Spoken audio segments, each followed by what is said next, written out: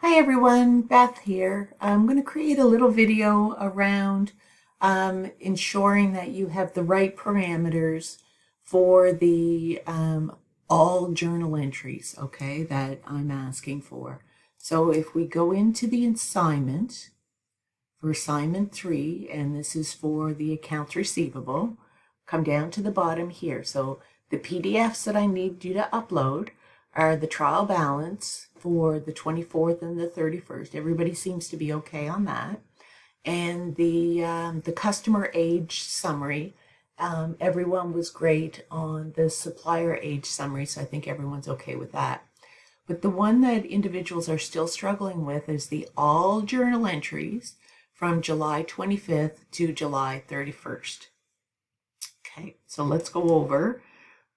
This is for Phoebe's Photos, the accounts receivable. We want reports, journal entries. I want all the journal entries. Okay, so all the journal entries in what?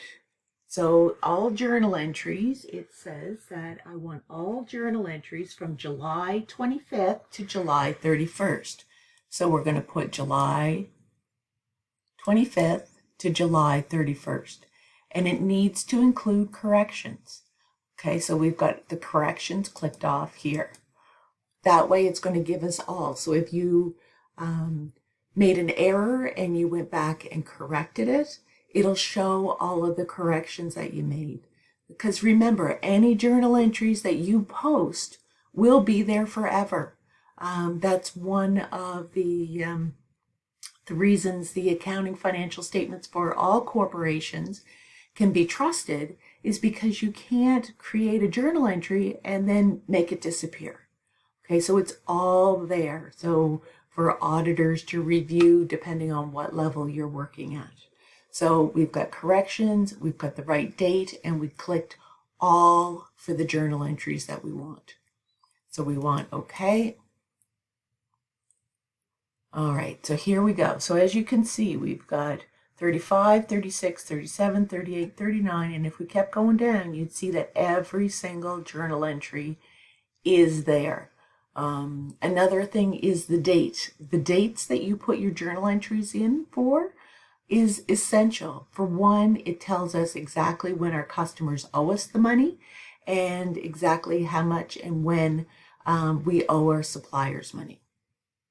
So at this point, some individuals are still having a little bit of challenge around setting it up as a PDF as opposed to Excel first. So there are two different ways you can do it. You can click Export. Okay, so this is where you have to remember to change the type. So we don't want it as Excel because if you download your journal entries into Excel, then they're manipulable, okay? So again, think of it from an industry perspective. You're working in an organization, you're being audited, or you're doing your year end with the auditors, and they ask you to forward all your journal entries. If they see that it's been downloaded in Excel first, they won't accept it. And they'll wonder why you put it into a manipulable format prior to sending it to them. Okay, so we want PDF. And what I do here, instead of just all journal entries, I change that to either Phoebe's Photos or Photos and make sure that you save it in a spot where you can find it and then upload all of the required PDF documents. Okay, so the other way that you can save it as a PDF, instead of going export, you can change your print settings.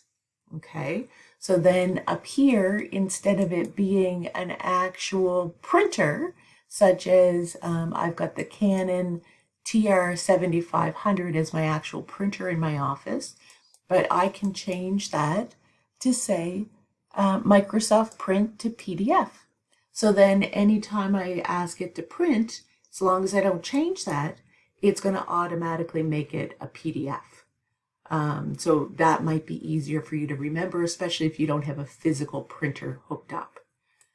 Okay, and then we go print, and then as you can see, it knows that the printer you want to use is the PDF. So then it takes you into being able to save it. So then, of course, you'd save it to the area you want it saved in for all of your documents. And then again, make sure that you use a name that is descriptive. So you want to make sure you put either accounts receivable or Phoebe's photos or something. And then, of course, the save type is your PDF. Okay. Hopefully this helps. Starting with this module, the accounts receivable, I'm not going to go back to you and say, you sent me the wrong report, please send me the new report. Okay, I'm going to take the reports that were sent and those will be marked. It's essential that in accounting, the attention to detail, as I say, is absolutely essential. So that's what you will be marked on from now on. Let me know beforehand if you have any questions, but before you upload your report, check it. Check and make sure that every entry that you put is there. Check to make sure the dates are correct, okay? So just that double checking before submitting could make the world of difference. Thanks, everyone.